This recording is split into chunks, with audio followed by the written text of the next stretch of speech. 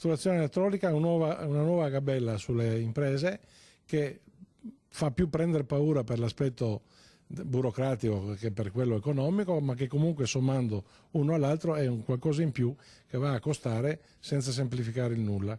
Forse abbiamo raggiunto il massimo, è ora di ripensare come si può fare impresa in Italia. Non usa mezzi termini il presidente di Confcommercio Veneto nel definire l'obbligo della fattura elettronica entrato in vigore dal 1° gennaio e che evidenzia una procedura che andrebbe semplificata, ma soprattutto non è d'aiuto alle piccole e medie imprese.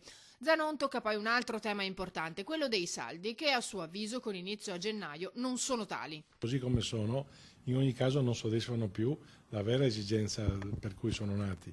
Allora vanno bene fatti ora per il mondo che in qualche modo deve tentare di dare delle risposte a un Natale che di solito, proprio perché arrivando i saldi qualche giorno dopo, non è più importante come una volta.